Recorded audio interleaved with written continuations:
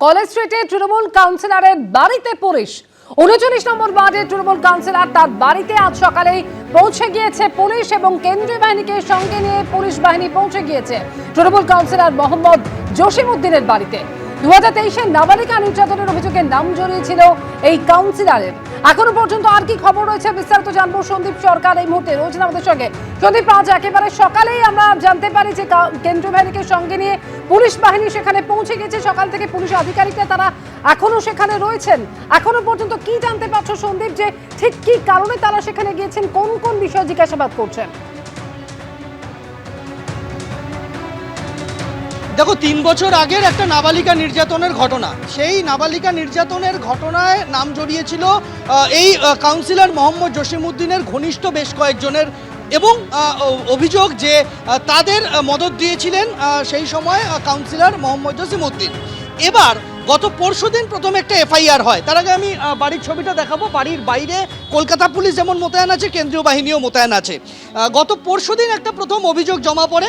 সেই অভিযোগটা হচ্ছে যে নাবালিকাকে নিগ্রহ করা হয়েছিল সেই নাবালিকার পরিবারকে হুমকি দেওয়া হচ্ছে। এই অভিযোগে গত পরশুদিন জোড়াসাঁকো থানায় একটা অভিযোগ জমা পড়েছিল। সেই অভিযোগের তদন্ত চলার মাঝখানেই গতকাল একটা ঘটনা ঘটে। অভিযোগ হচ্ছে যে ওই তরুণী আজ থেকে 3 বছর আগে যখন অভিযোগ হয়েছিল তখন তিনি নাবালিকা ছিলেন, এখন তিনি কলেজ ছাত্রী।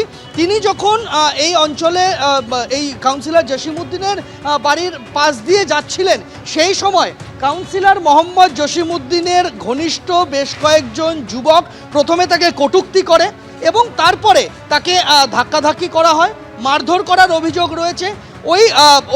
ওই কলেজ ছাত্রী তিনি অসুস্থ হয়ে পড়েন, তাকে স্থানীয় একটি হাসপাতালে ভর্তি করা হয়, যেখানে এখনও তিনি চিকিৎসাধীন রয়েছেন। এবার ঘটনা এখানে থেমে যেতে পারত, কিন্তু তারপরে যারা এই হামলা ওই কলেজ ছাত্রীর ওপরে হামলার ঘটনা ঘটান, তারা পাল্টা আবার এলাকায় তাণ্ডব শুরু করেন। এলাকায় পরপর বেশ কয়েকটি গলির সিসিটিভি ক্যামেরার সংযোগ কেটে দেওয়া হয়, কোথাও সিসিটিভি ক্যামেরা খুলে নামিয়ে আনা হয়, কোথাও সিসিটিভি ক্যামেরা ভেঙে দেওয়া হয়।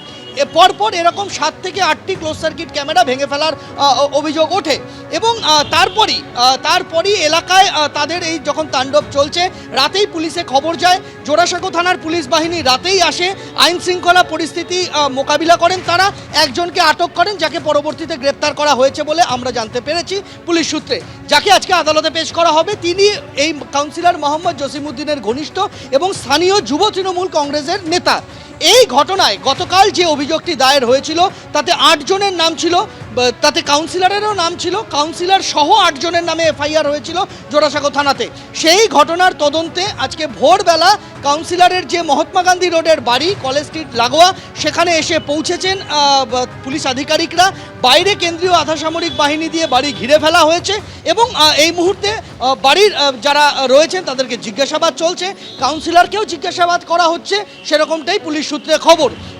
যে ঘটনা ঘটেছে তাতে কাউন্সিলরের মদত ছিল কি ছিল না, তিনি গতকাল এবং তার আগে কোনোভাবে ওই নাবালিকার করা, তার পরিবারের করা যে অভিযোগ, তাতে তিনি কোনো রকমভাবে তার প্রভাব খাটানোর চেষ্টা করেছিলেন কিনা, কোনো রকম চাপ সৃষ্টি করা হয়েছিল কিনা ওই পরিবারটিকে অভিযোগ প্রত্যাহারের জন্য, এই সমস্ত বিষয় কিন্তু জিজ্ঞাসাবাদ করা হচ্ছে। তবে বলে রাখবো যে এই প্রথম নয়, এই কাউন্সিলর 39 নম্বর ওয়ার্ডের তৃণমূল কংগ্রেসের কাউন্সিলর মোহাম্মদ জসিমউদ্দিনের বিরুদ্ধে এর আগেও একাধিক অভিযোগ রয়েছে।